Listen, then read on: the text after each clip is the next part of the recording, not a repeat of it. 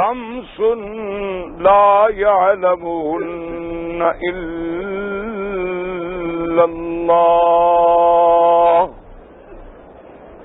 أو كما قال رسول الله صلى الله عليه وسلم صدق الله العلي العظيم صدق رسوله النبي الكريم ونحن على ذلك لمن الشاهدين ومن الشاكرين والحمد لله رب العالمين رب اشرح لي صدري يسر لي أمري واحلل عقدة من لساني يفقهوا قولي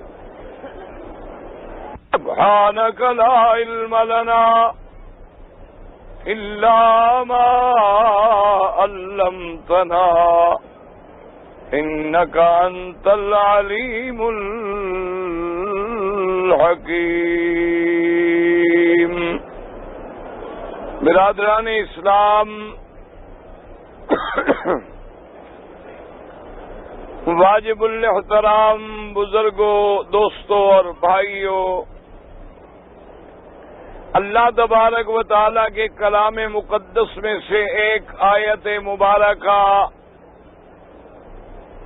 اور آقا انعامدار سرکار مدینہ سیدنا محمد مصطفیٰ صلی اللہ علیہ وعلا آلہ واصحابہ وسلم تسلیما کثیرا کثیرا کہ فرامین مبارکہ میں سے ایک حدیث تلاوت کی ہے. دعا فرمائیں کہ اللہ تبارک و تعالی اس عاجز کو مال اہل صحت عافیت کاملہ دائمہ اور حق بات بیان کرنے کی توفیق عطا فرمائیں. اللہ تبارک و تعالی ہم سب کو مل کر حق پر چلنے کی توفیق عطا فرمائیں اور پروردگار عالم تمام آنے والوں کی حاضری، حج، عبادت، زیارت منظور و مقبول فرمائیں. میں نے اپنے سابقہ معروضات میں یہ عرض کیا تھا کہ علم غیب کا مالک جو ہے وہ اللہ تبارک و تعالی ہے. مسئلہ اچھی طرح سمجھیں. علم غیب کلی، علم غیب کامل، علم ما کانا وما یکون جو ہے یہ صرف میرے اللہ تبارک و تعالیٰ کی صفت ہے. صحیح حدیث مبارک میں ہے کہ سب سے پہلے اللہ تبارک و تعالیٰ نے تقدیر کا قلم پیدا فرمایا. اول ما خلق اللہ القلم، سب سے پہلے اللہ نے قلم پیدا فرمایا اور اس کو حکم دیا کہ اکتب ما کانا وما یکون الی یوم القیامت. حکم دیا اس قلم کو کہ لکھو جو ہونا ہے اور جو قیامت تک ہوگا سب لکھ دو. تو اللہ کی تقدیر کی قلم نے اللہ کے حکم پر سب چیزوں کو لکھا اور تمام چیزوں کو لکھ کر ام الکتاب میں اللہ تبارک و تعالی نے محفوظ کر دیا. اس لیے میرے آقا نے فرمایا کہ جفت القلم ورفعت الصحف، کہ اب وہ صحیفے لپیٹ دیے گئے، قلم خشک کر دیا گیا. جو کچھ قیامت تک آنا ہے وہ سب اللہ نے اس کائنات کے پیدا کرنے سے بھی 2000 سال پہلے لکھ دیا تھا. تو یہ علم کامل جو ہے، یعنی ابھی دنیا پیدا بھی نہیں ہوئی تھی، آسمان و زمین بھی ابھی پیدا نہیں ہوئے تھے، اور 2000 سال پہلے اللہ نے جو کچھ ہونا ہے دنیا میں، جو کچھ ہوگا، جو ہو رہا ہے، اور جو آئندہ قیامت تک ہوگا، سب اللہ نے لکھ دیا۔ اس لیے دوسری جگہ قرآن پاک فرماتا ہے کہ وَلَا رَطْبٍ وَلَا يَابِسٍ إِلَّا فِي كِتَابٍ مُبِينٍ، کوئی بڑی چیز، کوئی چھوٹی چیز، کوئی تر، کوئی خشک، کوئی سخت، کوئی نرم، ایسا فیصلہ نہیں ہے جو اللہ نے اپنی تقدیر میں نہ لکھ دیا ہو۔ سب اللہ تبارک و تعالی کی تقدیر میں لکھا گیا اور لوح محفوظ میں اسے محفوظ کر دیا گیا۔ تو اس علم کامل کا مالک جو ہے وہ اللہ تبارک و تعالی ہے۔ جو چیزیں ظاہر ہیں وہ بھی اللہ کے علم میں ہیں، جو چیزیں ہم سے غائب ہیں وہ بھی اللہ کے علم میں ہیں۔ علم غیب خاصہ خدا ہے، علم غیب صفت خدا بندی ہے۔ اللہ تبارک و تعالی کی یاد رکھو، جیسے ذات میں شریک کرنے والا مشرک ہے، اسی طرح اگر کوئی اللہ کی صفات خاصہ میں بھی شریک کرے وہ بھی مشرک ہے، کافر ہے، اس کا اسلام سے کوئی تعلق نہیں ہوتا۔ اس لیے اس مسئلے کو اچھی طرح سمجھ لیں کہ اللہ کی ذات میں بھی کوئی شریک نہیں ہے، اور اللہ کے صفات میں بھی کوئی شریک نہیں ہے۔ سمجھو، صفت کا انکار کرے تو بھی کافر، اللہ کی صفت خاصہ میں کسی کو شریک کرے تو بھی کافر۔ یعنی ایک بندہ دو خدا مانتا ہے وہ بھی کافر ہے، اور اللہ کے صفت غیب میں، علم کامل میں، قدرت کامل میں کسی کو شریک کرے تو وہ بھی مشرک ہو جاتا ہے۔ اللہ کی صفت کا انکار کرے تو بھی مشرک ہو جاتا ہے، کافر ہو جاتا ہے۔ اب یہودیوں نے حضرت عزیر کو اللہ کا بیٹا بنایا، اللہ کی صفت ہی لم یلد ولم یولد، انہوں نے صفت کو توڑا تو کافر بن گئے۔ عیسائیوں نے حضرت عیسیٰ کو اللہ کا بیٹا بنایا، حالانکہ اللہ بیٹوں سے پاک ہے، انہوں نے کہا کہ عیسیٰ خدا کا بیٹا ہے، وہ کافر ہو گئے۔ مشرکین مکہ نے اللہ کے فرشتوں کو اللہ کی بیٹیاں بنایا، حالانکہ اللہ بیٹوں سے بھی پاک ہے، بیٹیوں سے بھی پاک ہے۔ جب انہوں نے صفت توڑی تو کافر بن گئے۔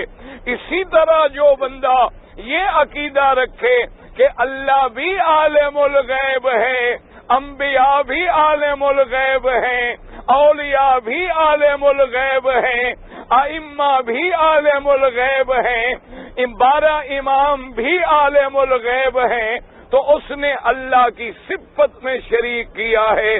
تو جب صفت میں شریک کرے تو مشرک بن جاتا ہے۔ اللہ تبارک و تعالی سے دعا کرے کہ اللہ ہمیں شرک کے ہر قسم سے، ہر نوع سے محفوظ رکھے اور صحیح عقیدے پہ ہمیں قائم و دائم رکھے۔ اب مسئلے کو سمجھیں، درود شریف پڑھیں تاکہ اللہ پاک کی رحمت نازل ہو۔ یہاں چونکہ ایک ضروری بات آ گئی تو لوگوں کو بڑا اس میں اشکال ہوتا ہے کہ جی جب اللہ نے ہر چیز لکھ دی ہے تو پھر ہمیں سزا کیوں ملتی ہے؟ یہ ایک بہت بڑا مسئلہ ہے جس میں لوگ بڑے پریشان ہوتے ہیں۔ وہ کہتے ہیں جی تقدیر میں تو اللہ نے لکھ دیا کہ چور نے چوری کرنی ہے، ڈاکو نے ڈاکہ مارنا ہے، شرابی نے شراب پینا ہے، زانی نے زنا کرنا ہے، تو جب تقدیر کا فیصلہ ہے تو پھر سزا کیا مطلب؟ کیونکہ اللہ کا لکھا تو کبھی ٹل۔ اب دیکھو نا، جس کے لیے اللہ نے لکھا کہ حج کرنا ہے وہ آیا کہ نہیں آیا؟ بیمار ہے، مریض ہے، چل نہیں سکتا، لیکن مکے میں پہنچ گیا نہیں پہنچ گیا؟ ریڑیوں پہ بیٹھے ہیں، کندھوں پہ اٹھائے ہوئے ہیں، چارپائیوں میں اٹھائے ہوئے ہیں، اپنے گھر سے ایک کمرے تک نہیں چل سکتے، لیکن لبیک کہا تھا، اللہ کا فیصلہ تھا، وہ مکے میں پہنچ گئے ہیں۔ اسی طرح لوگوں کے دماغ میں ایک خلل ہے کہ جی جب اللہ نے سب کچھ لکھ دیا ہے تو جو ہم گناہ کرتے ہیں وہ بھی تو لکھ دیا ہے، تو پھر ہمیں اس کی سزا کیوں ملتی ہے؟ اس بات کو سمجھیں۔ پہلی بات تو یہ یاد رکھیں کہ تقدیر کے مسئلے میں زیادہ بحث نہ کیا کریں، سمجھیں مسئلہ۔ ہر چیز کے وزن کرنے کا ایک پیمانہ ہے۔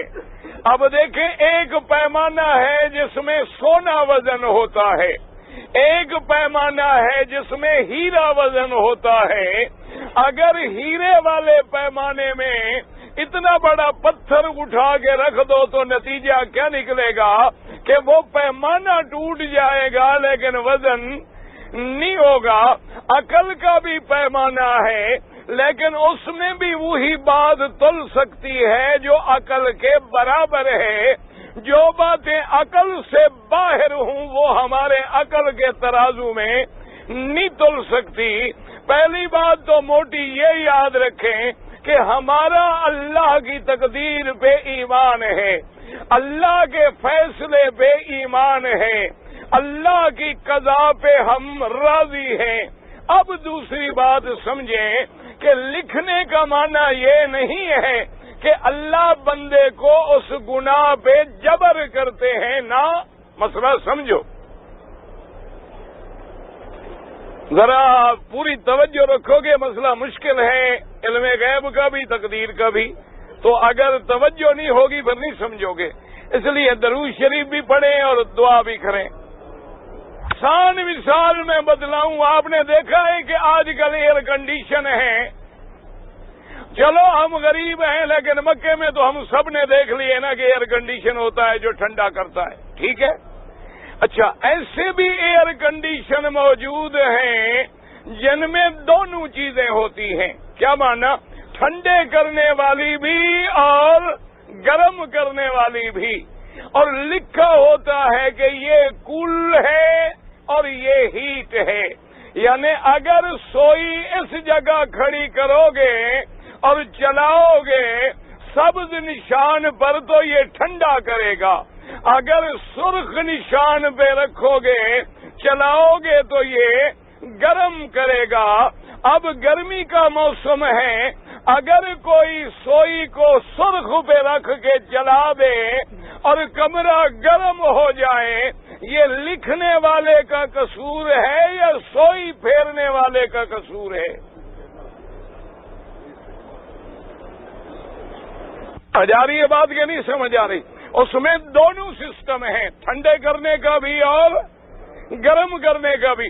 اب ہم نے ٹھنڈے پہ رکھا، ٹھنڈی ہوا آ رہی ہے، لیکن اگر گرمی میں کوئی ٹھنڈے پہ اپنا گرم پہ رکھ دے یا سردی والے موسم میں کوئی ٹھنڈے پہ رکھ کے چلا دے اور سردی میں کانپنے لگ جائے اور کوئی کہے بھی کیا کیا، وہ کہے جی یہ لکھا ہوا جو تھا، تو لکھے ہوئے کا یا لکھنے والے کا قصور ہے یا استعمال کرنے والے کا؟ سمجھو مسئلہ۔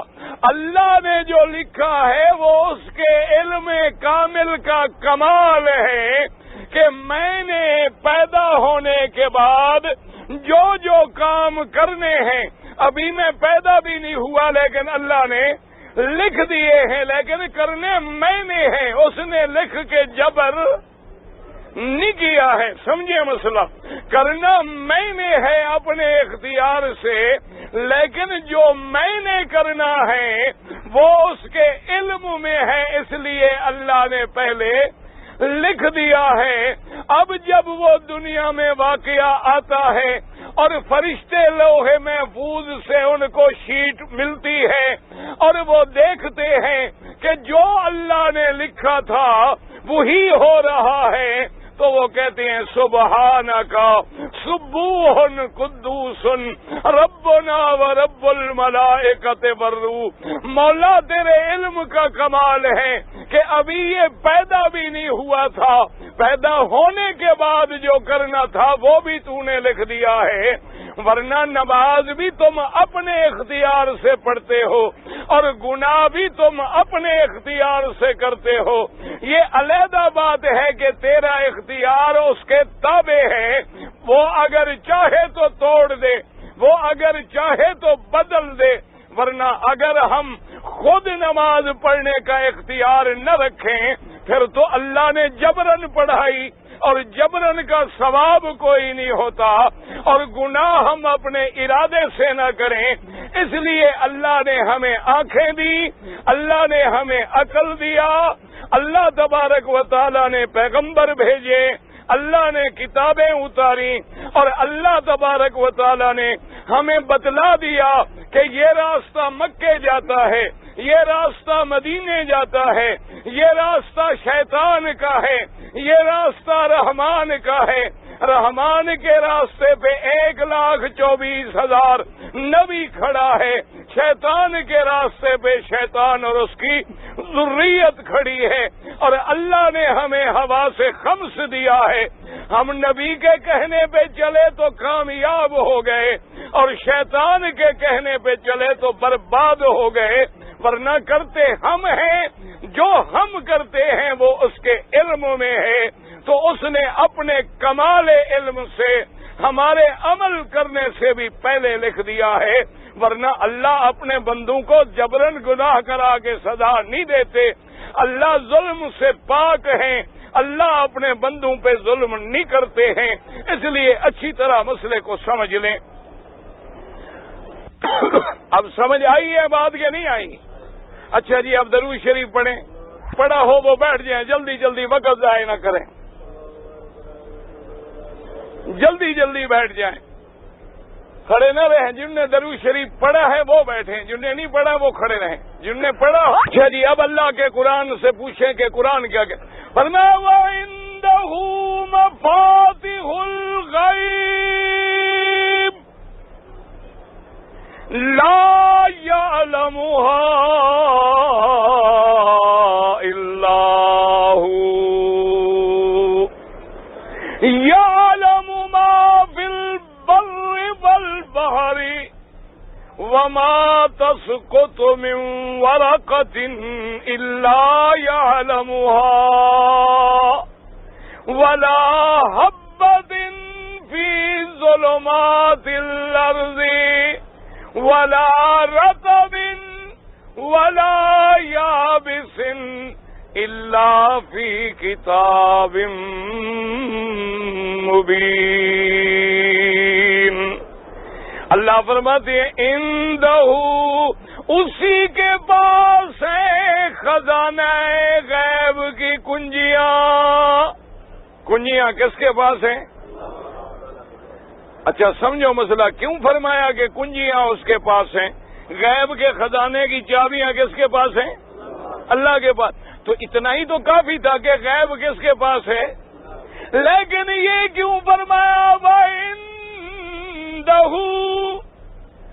مَفَاتِحُ الْغَيْبِ؟ کیا معنی سمجھو؟ پیسہ تو مالکوں کا ہوتا ہے، لیکن بینک کے کیشیئر کے پاس چابی ہوتی ہے، وہ کھول کے اس میں تصرف کرتا ہے۔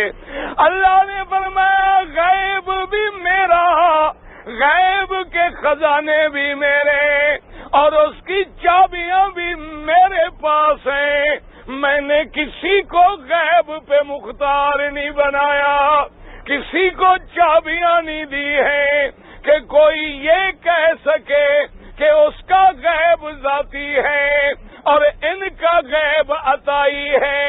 اللہ نے فرمایا نہ، میں نے نہ غیب کا علم دیا نہ چابیاں دی۔ ہاں یہ الگ بات ہے کہ میں چاہوں تو کچھ جزئیات غیب میں سے اپنے انبیاء پہ ظاہر کر دوں، میں چاہوں تو اپنے اولیاء پر بھی ظاہر کر دوں، لیکن وہ جزئی غیب ہوتا ہے، اللہ ظاہر کر دیتے ہیں یا اللہ اطلاع کر دیتے ہیں۔ سارا قرآن کھول کے پڑھیں، ساری حدیثیں میرے مدنی کی دیکھیں کہ لفظ علم ہو آگے غیب ہو، یہ صرف اللہ کے لیے استعمال ہوتا ہے اور کسی کے لیے یہ لفظ بھی استعمال نہیں ہوا۔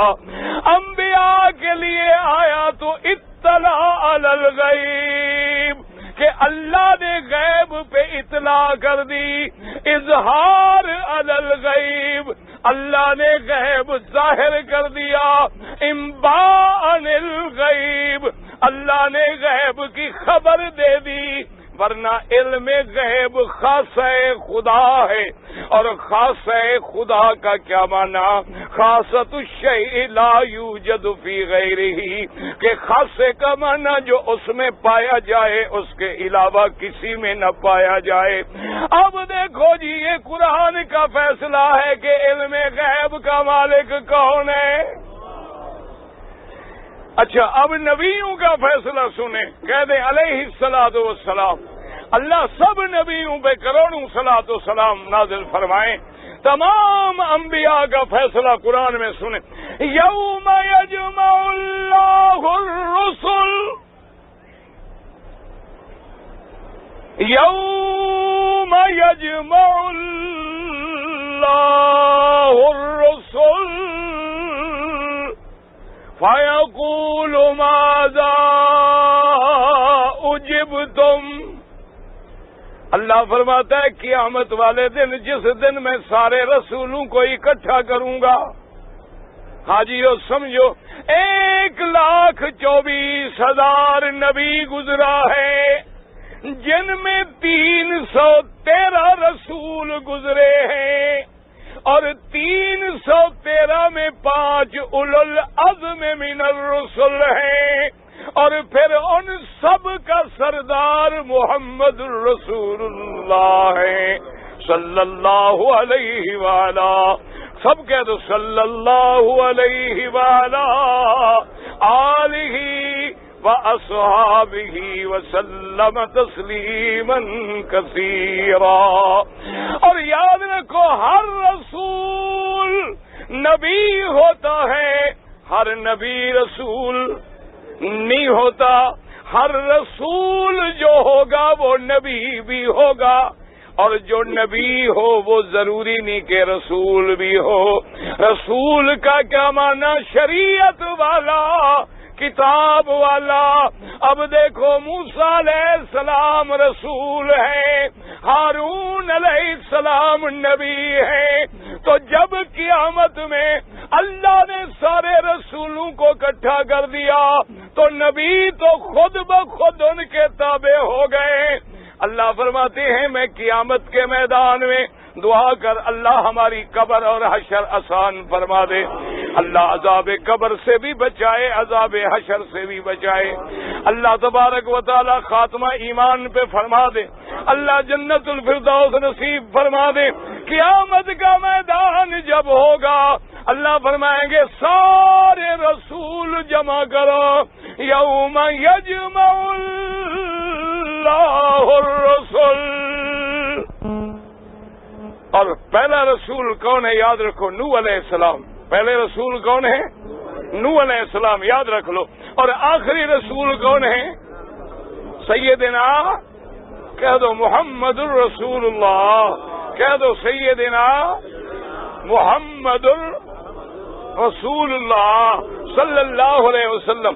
تو اب حضرت نوح سے لے کر سارے نبی کھڑے ہیں میدان حشر میں، اور پتہ ہے ان سے سوال کیا ہوگا؟ یوم یجمع اللہ الرسل فیقول ماذا اجبتم۔ اللہ فرمائیں گے میرے رسول، آج میدان حشر میں ساری امتیں بھی موجود ہیں، اولین و آخرین بھی موجود ہیں، اور یہ مسئلہ سمجھ لو، لوگ سمجھتے ہیں کہ میدان حشر عرفات ہوگا، یہ غلط بات ہے۔ میدان حشر عرفات نہیں ہوگا، میدان حشر شام میں ہوگا، بیت المقدس۔ عرفات بھی گویا ایک حشر کا نمونہ ہے کہ جیسے مرنے کے بعد ہر بندہ قبروں سے کھڑا ہوگا، اسی طرح عرفات میں بھی ہر بندہ فقیروں کا لباس پہنے ہوئے، مردوں کا کفن پہنے ہوئے، دو چادروں میں کھڑا ہے، لبیک اللہم لبیک کی پکار ہے۔ تو یہ حشر کا نمونہ ہے، یہ میدان حشر نہیں ہے۔ میدان حشر جو ہے شام ہوگا۔ میرے پاک نبی کی حدیث مبارک ہے، آپ نے فرمایا سب سے پہلے میں اپنے روضہ مبارک سے اٹھوں گا، اس کے بعد مدینے کے قبرستان جنت البقیع الغرقد پہ آؤں گا، اور فرمایا ثم انتظر لأہل مکہ تھا، پھر میں مکے والوں کی انتظار کروں گا، اور جب مکے والے آ جائیں گے مکے والوں کو اپنے داہنے ہاتھ پہ رکھوں گا، مدینے والوں کو بائیں ہاتھ پہ رکھوں گا، ثم اسوقہم من المحشر، پھر ان سب کو لے کر میدان حشر شام کی طرف روانہ ہو جاؤں گا۔ تو میدان حشر شام ہوگا، تو میدان حشر ہوگا، اولین و آخرین کھڑے ہوں گے، حضرت آدم سے لے کر قیامت تک اللہ نے جتنی مخلوق پیدا کی ہے سب موجود ہوگی، اور ان سب میں اللہ اپنے رسولوں کو اکٹھا فرمائیں گے اور فرمائیں گے میرے رسول، میرے پیغمبر، مجھے یہ بتاؤ جب تم دنیا میں گئے تمہاری امتوں نے تمہارے ساتھ کیا کیا؟ پتہ نہیں کتنے دن مکے کے رہ گئے، ایک ایک گھڑی کو غنیمت سمجھو، ایک ایک گھڑی کو غنیمت جانو، پھر خدا جانے زندگی ہوگی، نصیب ہوں گے تو یہ منظر دیکھیں گے نا، پھر خدا جانے یہ گھڑیاں ملیں گی نہیں ملیں گی۔ اپنے وقت کو ضائع نہ کیا کریں، درود پاک پڑھا کریں تاکہ زبان پہ درود ہو، کان قرآن کی طرف ہوں، دل دماغ متوجہ ہو، پھر اللہ کی رحمت نازل ہوتی ہے۔ کہ جی اللہ کا قرآن ہے، سارے رسول اکٹھے ہیں، اللہ پاک فرمائیں گے ماذا اجبتم، رسول کیا جواب دیں گے؟ قالوا، اب پیغمبروں کا رسولوں کا جواب سنیں، قالوا لا علم لنا انک انت علام الغیوب۔ سارے پیغمبر کیا جواب دیں گے کہ لا، یہ اللہ کا قرآن ہے کہ نہیں؟ قالوا، سب کہیں گے لا علم لنا، میرا اللہ ہمیں تو تمام تفاصیل کا کوئی علم نہیں ہے، اور بات یہ ہے کہ انکا انت علام الغیوب، کہ تمام غیوب کے جاننے والا کون ہے؟ اب قرآن کہتا ہے کہ اللہ علم غیب کا مالک کون ہے؟ اچھا، سارے رسول کہتے ہیں کہ علام الغیوب کون ہے؟ اللہ ہے۔ علم غیب کا مالک کون ہے؟ اللہ ہے۔ اب دیکھیں جی کہ پہلا رسول حضرت آدم خلیفہ ہے، نبی ہے، رسول نہیں۔ سب سے پہلا رسول شریعت لانے والا جس پہ اللہ نے شریعت بھیجی وہ حضرت نوح علیہ السلام ہے۔ حضرت نوح علیہ السلام آپ کشتی پہ کھڑے ہیں، بیٹا سامنے کھڑا ہے، بیٹے کو دعوت دیتی ہے کہ بیٹا ارکب معنا ولا تکن مع الکافرین، کہ بیٹا ہمارے ساتھ آ جا، سوار ہو جا، ہمارے ساتھ مل جا، کافروں میں نہ ہو۔ بیٹے نے انکار کر دیا اور انکار کے بعد اللہ کا غضب آیا، دریا کی لہر آئی، بیٹا غرق ہونے لگا۔ حضرت نوح علیہ السلام نے کس کو پکارا؟ ہاں جی، کس کو پکارا ہے؟ اللہ کا نام لیتے ڈرتے ہو بھلا؟ نہ حضرت نوح علیہ السلام نے حضرت آدم کو نہیں پکارا؟ کیوں؟ آدم علیہ السلام کی شان ہمارے پیروں سے بھی کم تھی۔ بھائی ہمارے پیر مدد کو آ جاتے ہیں دریا میں، پیر فضل حق آ جاتے ہیں، معین الدین چشتی پہنچ جاتے ہیں، آدم علیہ السلام میں اتنی طاقت بھی نہیں تھی۔ کس کو نادى نوح ربه فقال رب ان ابني من اهلي۔ نوح علیہ السلام نے پکارا کہ میرا اللہ میرا بیٹا ہے، میرے خاندان سے، میری بیوی سے، یہ زبانی کلامی بھی بیٹا نہیں، ان ابنی من اہلی وان وعدک الحق وانت احکم الحاکمین۔ میرا اللہ میرا بیٹا ہے، میرے اہل میں سے، میری صلب میں سے، اور تیرا وعدہ ہے کہ میں تجھ کو اور تیرے ساتھ والوں کو بچا لوں گا۔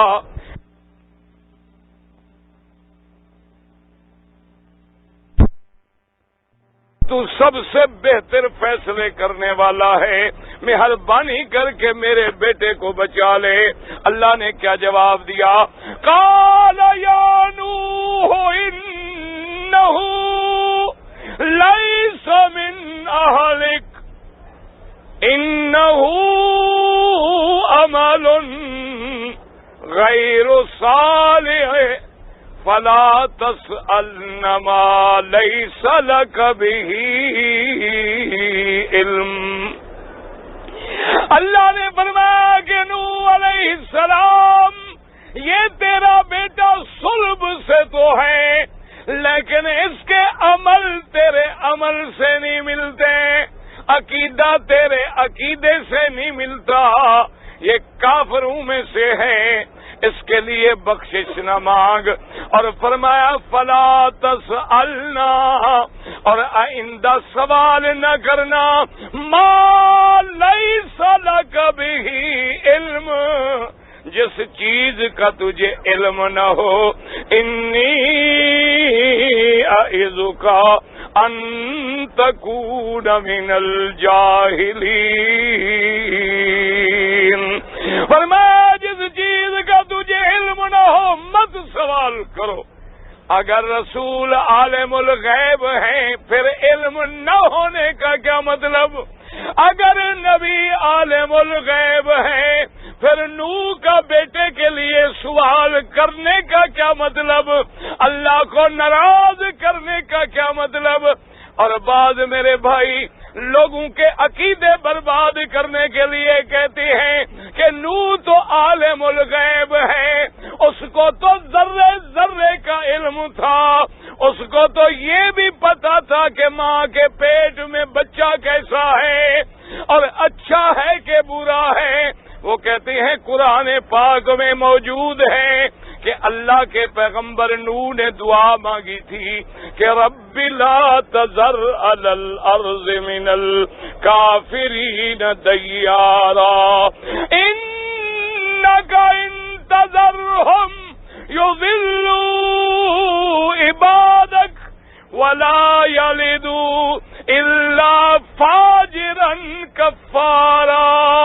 حضرت نوح نے دعا مانگی کہ میرا اللہ کافروں کو برباد کر دے، کوئی زمین پہ کافر باقی نہ رہے۔ اللہ میاں اگر یہ زندہ رہیں گے، ان کے بچے بھی پیدا ہوں گے، وہ بھی کافر ہوں گے، تو اس آیت کو سامنے رکھ کے میرے بھائی دھوکہ دیتے ہیں یا غلط فہمی میں مبتلا ہیں. وہ کہتی ہیں نوح کو تو علم غیب تھا کہ آئندہ بچے بھی کافر پیدا ہوں گے، اس لیے تو نوح خبر دے رہے ہیں، لہذا نوح عالم الغیب ہیں. لیکن مسلمانوں، اللہ کے کعبے میں بیٹھے ہو، ایمان سے کہو یہ دعا نوح کے طوفان سے پہلے تھی کہ بعد میں؟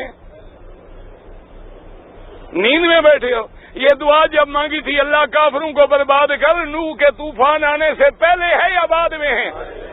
ہاں جی، ابھی تو طوفان نہیں آیا تھا نا، دعا مانگی تھی کہ اللہ ان کو غرق کر دے، برباد کر دے، ہلاک کر دے، یہ دعا پہلے ہے. اچھا، اس میں اگر عالم الغیب ہیں، بیٹے کے لیے دعا طوفان کے بعد مانگی ہے کہ پہلے مانگی ہے؟ یہ مسئلہ سمجھا بھئی؟ اگر پہلے علم غیب موجود ہے، جب طوفان آ گیا بیٹا طوفان میں غرق ہو رہا ہے، اور اللہ فرماتے ہیں سوال نہ کرو جس کا تجھے علم، تو اب اللہ کا فیصلہ مانے کہ ان مولویوں کا مانے کہ وہ عالم الغیب تھے؟ آیا مسئلہ کہ نہیں آیا؟ اب مسئلہ سمجھو، نوح علیہ السلام نے یہ بات کیوں کی تھی؟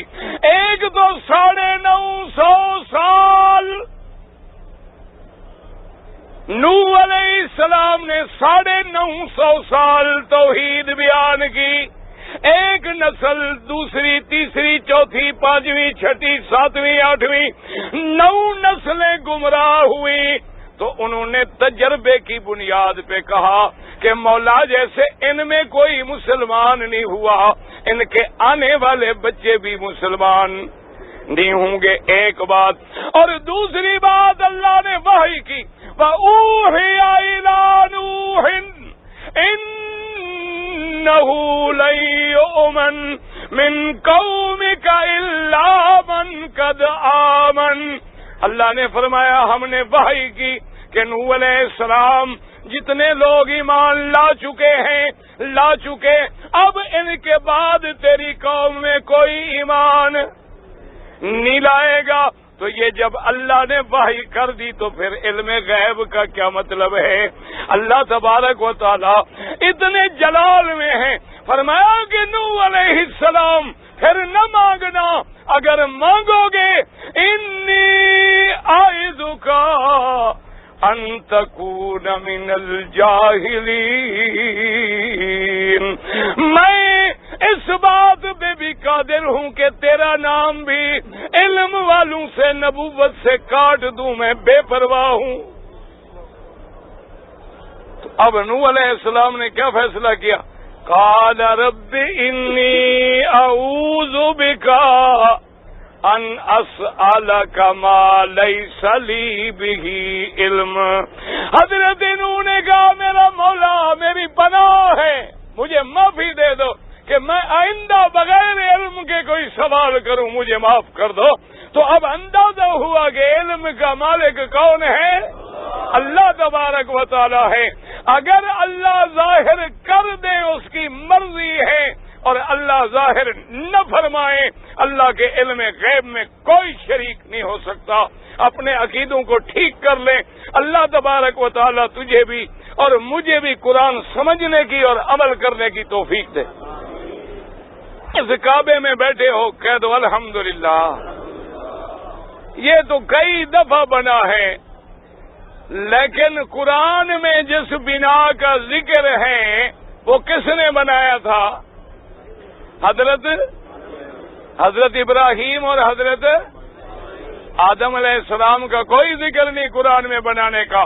ویسے کعبہ تو کئی دفعہ بنا، فرشتوں نے بنایا، آدم نے بنایا، ادریس نے بنایا، ادریس کے بعد اولاد ادریس نے بنایا، پھر اللہ کا کعبہ جرہم نے بنایا، پھر اللہ تبارک و تعالیٰ کا کعبہ جو ہے قریش نے بنایا. کعبہ تو کئی دفعہ تعمیر ہوا، لیکن قرآن نے جس کا ذکر کیا ہے وہ صرف سیدنا ابراہیم اور سیدنا اسماعیل علیہ السلام کا ذکر کیا ہے. حاجی ایمان سے کہ ابراہیم علیہ السلام نبی ہے کہ نہیں؟ صرف نبی نہیں بلکہ ابو الانبیاء، نبیوں کے باپ.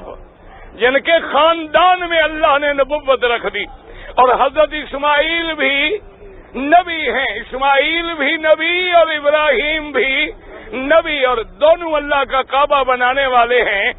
کتابوں میں موجود ہے کہ جب ابراہیم علیہ السلام آ گئے مکے میں، اپنے بیٹے کو تیار کر لیا، یہ کعبہ جو ہے ایک ٹیلے کی شکل میں موجود تھی جگہ، یعنی ایسے جیسے ٹیلا ہوتا ہے، کوئی دیوار نہیں، کوئی بنیاد نہیں، کوئی بنیاد نہیں۔ تو اب حضرت ابراہیم علیہ السلام نے اللہ سے دعا کی کہ میرا اللہ، آپ نے حکم دیا ہے کعبہ بناؤ، لیکن میں کعبہ کہاں بناؤں؟ اس کا طول کتنا ہو، عرض کتنا ہو، کتنا اونچا ہو، کتنا لمبا ہو، کتنا چوڑا ہو، کہاں بنیاد رکھوں، کہاں نشان لگاؤں؟ مجھے تو پتہ نہیں ہے۔ جب تک آپ مجھے خبر نہیں دیں گے اس وقت تک میں کعبہ تعمیر کیسے کر سکتا ہوں؟ ایمان سے کہیں، اگر خلیل عالم الغیب ہے، اللہ کے کعبے کی بنیادوں کا بھی پتہ، آنے والا نبی ابو الانبیاء خلیل اللہ ہے۔ اللہ اکبر۔ اور پتہ ہے پھر اللہ نے کیسے بتلایا؟ اللہ اکبر۔ اللہ نے حکم دیا، جبرائیل میرے خلیل کو کہہ دو یہ میرا گھر ہے، یہ میرا گھر ہے۔ ہم بادل کو حکم دیتے ہیں کہ کعبے کی جگہ پہ کھڑا ہو جائے، جہاں سایہ ہو نشان لگا دو، وہی میرا گھر ہے۔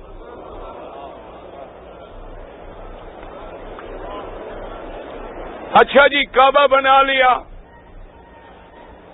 کعبہ بنانے کے بعد ابراہیم نے کیا دعا کی؟ دعا آپ قرآن پاک، ربنا ارنا مناسکنا وتب علینا انک انت التواب الرحیم،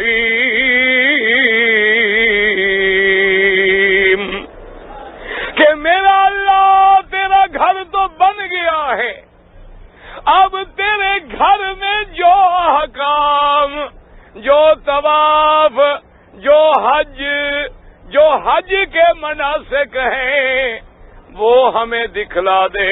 ہمیں تو پتہ نہیں کہ تیرے گھر کا طواف کیسے کریں، صفا مروہ کیسے دوڑے ہیں، مینا کیسے جائیں، عرفات کیسے جائیں۔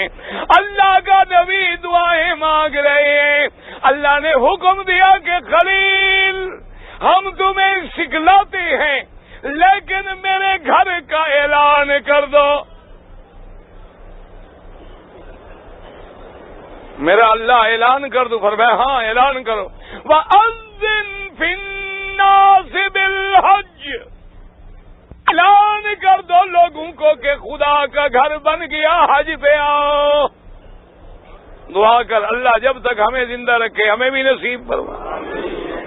مسلمانوں جو آ گئے دعا کرو کہ اللہ پھر نصیب کرے۔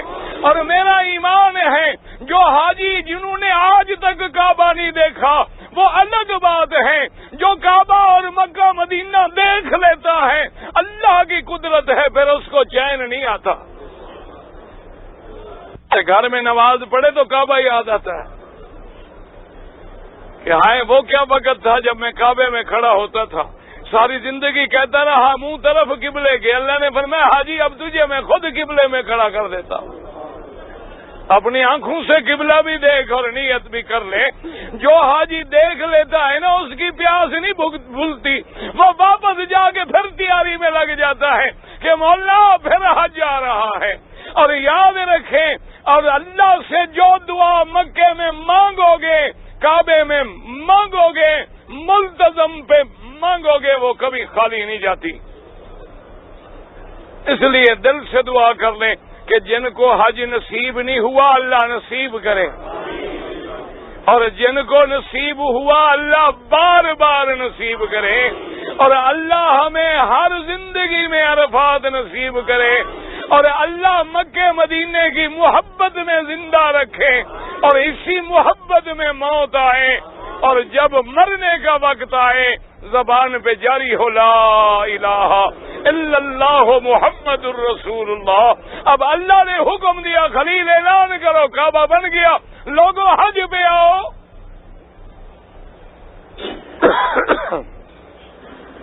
حضرت خلیل اللہ نے عرض کیا، اس نے کہا اللہ میاں میں جو اعلان کروں بھلا کون سنے گا؟ کوئی ٹیلی ویژن تو نہیں لگا ہوا تھا، نہ انٹرنیٹ تھا اس وقت، نہ کوئی ڈش لگے ہوئے تھے، اللہ کا کعبہ ہے، پہاڑ ہے۔ اللہ نے فرمایا خلیل تیرے ذمے آواز دینا ہے، تم میرے حکم کی تعمیل کرو، آواز دو، آواز دینا تیرے ذمے ہے، اور تیری آواز کو ساری کائنات کے بندوں تک پہنچانا میرے ذمے ہے۔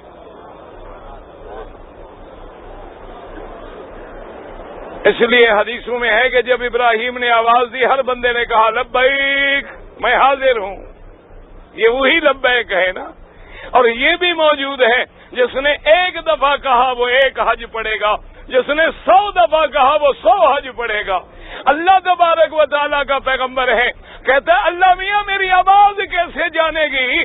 جب عالم الغیب ہو نبی، اس کو پتہ نہیں کہ اللہ پہنچا دیں گے، پھر پوچھنے کی کیا ضرورت ہے؟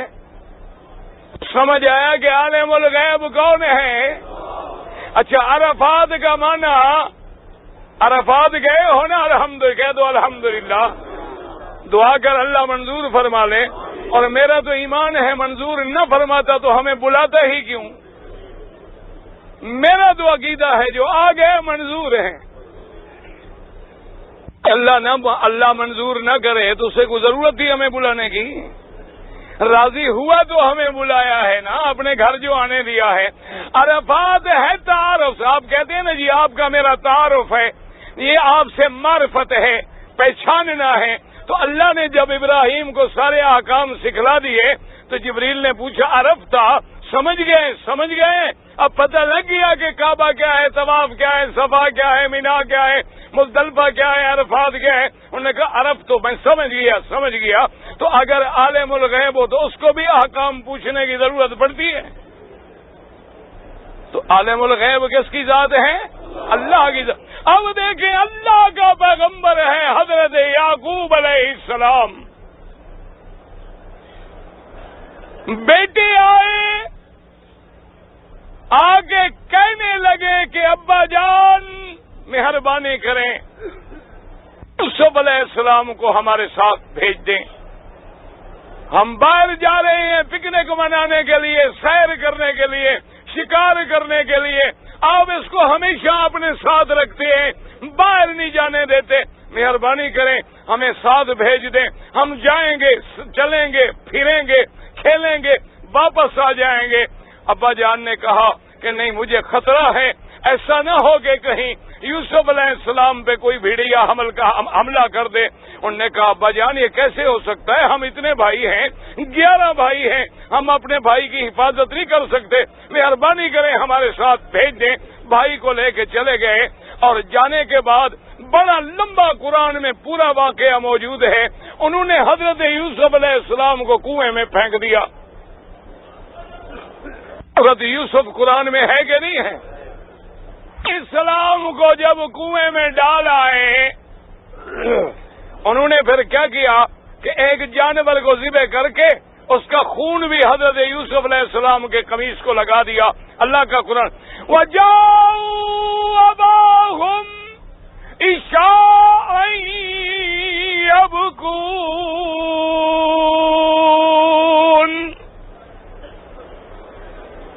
آ گئے جناب رات کو روتے ہوئے آ گئے۔ قالوا یا ابانا، ابا ہم گئے، ہم دوڑ لگا رہے تھے، مقابلہ کر رہے تھے، یوسف کو بٹھا دیا سامان کے پاس، لیکن افسوس یہ ہے کہ یوسف علیہ السلام کو بھیڑیا کھا گیا ہے، اور ہم کیا کریں، ہم جنگل کا بھیڑیا ہے، کیا کر سکتے تھے، بڑا افسوس ہے، ہمارا بھائی جو ہے وہ چلا گیا، ہم ناکام لوٹ کے آ گئے۔ یعقوب علیہ السلام نے چپ کر کے کیا ارشاد فرمایا؟ انہوں نے فرمایا بل سولت لکم انفسکم امرا فصبر جمیل۔ انہوں نے فرمایا میرے بیٹے یہ تمہارے جی کی گھڑی ہوئی بات ہے، جو کچھ کہہ رہے ہو یہ سچ نہیں ہے، لیکن میں صبر کروں گا، واللہ المستعان۔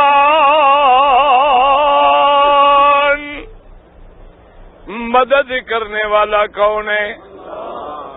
اب دیکھو جناب، لیکن افسوس یہ ہے کہ اللہ کے قرآن کی اس آیت کو بھی میرے بھائیوں نے بدل ڈالا۔ وہ کہتے ہیں وہابی کو کیا پتا، یعقوب کو تو سارا علم تھا، انہیں تو پتا تھا کہ حضرت یوسف شہید نہیں ہوئے، بھیڑیا نہیں کھا گیا، اس لیے تو انہوں نے کہا کہ تم نے جھوٹ بنایا ہے، یوسف علیہ السلام کو بھیڑیے نے نہیں کھایا، لیکن میں صبر کروں گا۔ وہ کہتی ہیں جناب یہ دیکھو علم تھا تو یعقوب نے کہا تھا۔ اللہ کے بندے سمجھو، یاد رکھو، اگر علم ہے تو باپ جا کے بیٹے کو کنویں سے نکالتا کیوں نہیں؟ نہ شریعت کیا کہتی ہے، تیرا بیٹا کنویں میں پڑا ہو پڑا رہے، وہیں ڈوب جائے۔ اللہ کا نبی اللہ کی شریعت کے خلاف کر رہا ہے کہ علم ہے، پتہ ہے کیسے کہہ دیا تھا؟ وجہ یہ تھی، علماء نے لکھا کہ جب قمیص کو لے آئے، وَجَاءُوا عَلَىٰ قَمِيصِهِ بِدَمٍ كَذِبٍ، قمیص لے آئے، خون لگا ہوا ہے۔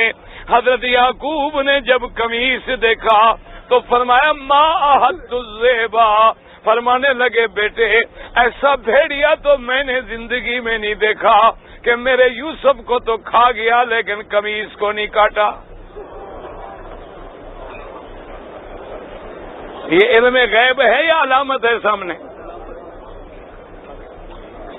سمجھے بات کو؟ نے کہا ایسا بھیڑیا بھی بڑا سمجھدار تھا کہ قمیص اتار کے ایک طرف رکھ دیا، میرے بیٹے کو کھا گیا پھر خون لگا گیا۔ انہوں نے کہا ایسا بھیڑیا میں نے زندگی میں نہیں دیکھا۔ یعقوب علیہ السلام کو علم غیب نہیں، اگر علم غیب ہوتا فوراً کنویں پہ پہنچ جاتے، اپنے بیٹے کو نکال لیتے، اتنا فراق برداشت نہ کرتے کہ روتے روتے آنکھیں سفید ہو جاتی۔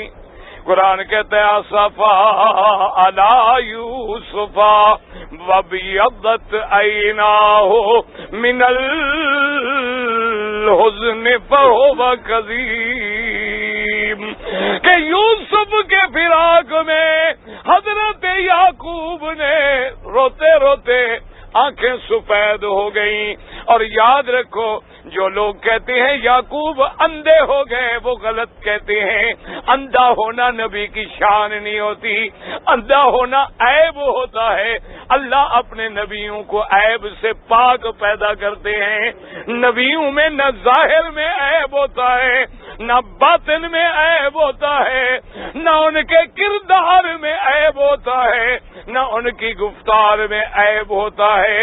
یہ بڑا قرآن کا غلط ترجمہ ہے۔ اگر اندھے ہوتے تو قرآن اعمیٰ کا لفظ کہتا، قرآن کہتے وبی عزت کہ آنسو بہانے سے زیادہ رونے سے آنکھیں سفید ہو گئیں، سیاہی پہ پانی کا غلبہ آ گیا۔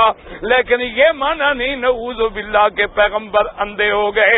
اللہ اپنے نبیوں کو ہر عیب سے پاک رکھتے ہیں۔ ہر نبی عیب سے کہہ دو پاک ہوتا ہے۔ اللہ ان کے جسم میں بھی کوئی عیب نہیں رکھتے ہیں اور کردار میں بھی کوئی عیب نہیں رکھتے ہیں۔ اب دیکھیں کہ یوسف علیہ السلام کا فراق ہے، مدتیں گزر گئیں، یوسف جوان ہو گئے، بادشاہ بن گئے مصر کے۔ بھائی آئے، بڑی لمبی قرآن میں بات موجود ہے، لیکن حضرت یوسف علیہ السلام کے بارے میں یعقوب کو کیوں یقین تھا؟ یاد رکھو کہ یوسف علیہ السلام نے خواب دیکھا تھا، اور نبی کا خواب کبھی جھوٹا نہیں ہوتا، نبی کا خواب کبھی غلط نہیں ہوتا۔ اس لیے یعقوب علیہ السلام کو یقین تھا کہ میرے یوسف نے جو خواب دیکھا ہے، انی رأیت احد عشر کوکبا والشمس والقمر رأيتهم لي ساجدين کہ میرا ابا میں نے دیکھا ہے کہ 11 ستارے ہیں، چاند ہے، سورج ہے، میرے آگے سجدہ کر رہے ہیں۔ یعقوب کو پتہ تھا کہ خواب سچا ہے، ایک وقت آئے گا جب اللہ میرے بیٹے کو اونچا کر دیں گے، اتنی شان دیں گے کہ سب بھائی بھی نیچے رہ جائیں گے، سب ماں باپ سے بھی عظمت میں اللہ بڑھا دیں گے۔ اسی خواب کی یقین پہ یوسف علیہ السلام کے لیے روتے رہے۔ اب دیکھیں کہ جب اللہ نے خبر دینی چاہیے حضرت یوسف کو، جب بھائی ملے انہوں نے کیا کہا؟ اذهبوا بقمیصی، کہ میرے بھائی کیا لے جاؤ؟ میرا قمیص لے جاؤ۔ پہلے بھی تو تم قمیص لے گئے تھے نا، نہیں سمجھ آئی بات؟ پہلے بھی تم کیا لے گئے تھے؟ جھوٹا خون لگا کے، اب تو سچا لے جاؤ۔ اب جھوٹا قمیص نہیں، سچا قمیص لے۔ اذهبوا بقمیصی ھذا فألقوه علی وجہ ابی، میرے ابے کی آنکھوں پہ میرا قمیص رکھ دو، اللہ کی رحمت ہوگی، یوسف کا معجزہ ہوگا کہ اللہ میرے ابے کی آنکھوں کو خوشی میں پھر روشن فرما دیں گے، اور سارے کے سارے مل کے مصر میں آ جاؤ۔ یہاں سے قمیص نکلا ہے مصر سے 8 دن کا فاصلہ ہے۔ مفسرین نے لکھا ہے کہ یعقوب علیہ السلام نے اپنے بچوں کو بلایا، اپنے پوتوں کو بلایا، اپنی پوتیوں کو، نواسیوں کو بلایا، اپنے بہوں کو بلایا، اور جب سارے اکٹھے ہو گئے کیا کہتے ہیں؟ انی لاجد ریح یوسف، انی لاجد ریح یوسف لولا ان تفندون، کہنے لگے میرے بچوں آج مجھے یوسف کی خوشبو آ رہی ہے۔ واہ میرا اللہ، کنویں میں یوسف موجود ہے تو خوشبو نہیں پہنچی، اب قمیص نکلا تو خوشبو پہنچ گئی۔ میرا رب چاہے تو قمیص سے خوشبو پہنچا دے، اور نہ چاہے تو خود یوسف کا پتہ نہ بتلائے۔ کنویں میں موجود ہیں، حضرت یعقوب کے قریب ہیں، لیکن نہ خوشبو پہنچی نہ اطلاع پہنچی، اور قمیص یہاں سے نکلا ہے۔ اور پھر کیا کہتے ہیں یعقوب علیہ السلام؟ اب بیٹو نے کیا کہا؟ قالوا تاللہ انک لفی ضلالک القدیم، کہ ابا جان تجھے تو بس وہی پرانا خیال ہے، ہر وقت یوسف کے خیال میں غائب ہو۔ اب یوسف کہاں رہ گیا؟ کچھ وقت گزرا، جب قمیص آیا تو کیا؟ قال انی اعلم من اللہ، کہا بیٹے مجھے اللہ نے جو علم دیا تمہیں نہیں دیا، اللہ نے مجھے خوشبو پہنچا دی ہے۔ تو اب سمجھے مسئلہ، ایمان سے کہیں علم غیب ہوتا تو رونے کی ضرورت نہیں، علم غیب ہوتا تو کنویں سے نکالا کیوں نہیں، علم غیب ہوتا تو مصر میں بکنے کی خبر کیوں نہیں، علم غیب ہوتا تو حضرت یوسف قید میں گئے تو خبر کوئی نہیں۔ جب سارے باپ سب آ گئے تو اب یوسف علیہ السلام نے کیا کہا؟ اللہ اکبر! اللہ تبارک و تعالیٰ کے پیغمبروں کی شان دیکھیں۔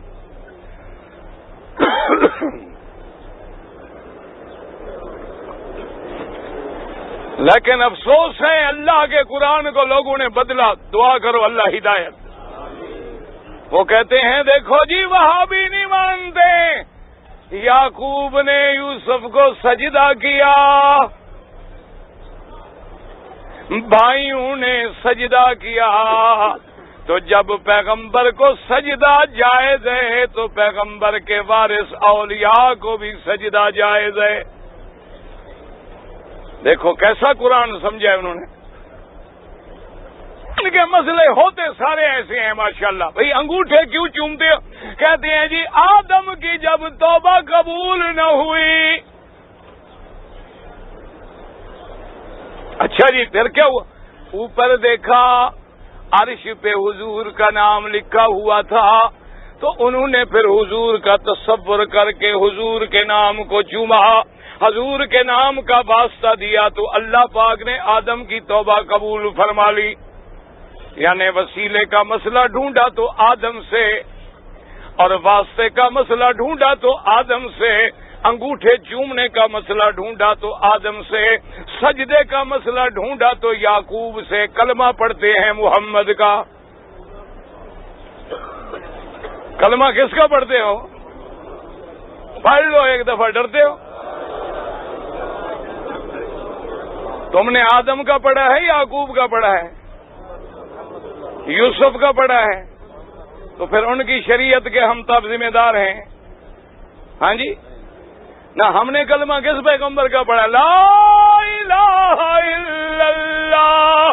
ہمارا تو یہ عقیدہ ہے کہ آج اللہ آدم کو زندہ کر دیں، وہ بھی میرے مدنی کی شریعت پہ چلے گا۔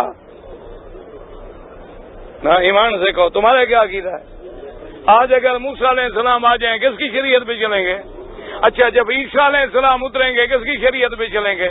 یعنی پہلے نبی تو چلیں محمد مدنی کی شریعت پہ، تم چلو آدم کی شریعت پہ۔ ماشاءاللہ، سبحان اللہ۔ پتہ نہیں کہاں سے مسئلے ڈھونڈتے ہیں، کیسے بناتے ہیں۔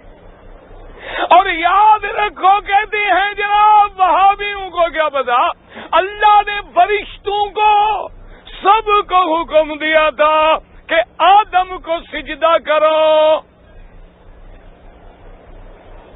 سب فرشتوں نے سجدہ کیا، لیکن ایک نے نہ کیا تو وہ کیا بن گیا؟ ابلیس بن گیا۔ وہ کہتے ہیں جب آدم کا سجدہ جائز ہے تو آدم کی اولاد کا سجدہ بھی جائز ہے۔ اگلا مسئلہ خود نکال لیا۔ اچھا ایمان سے کہیں کس نے، فرشتوں نے آدم کو سجدہ کیا کہ نہیں؟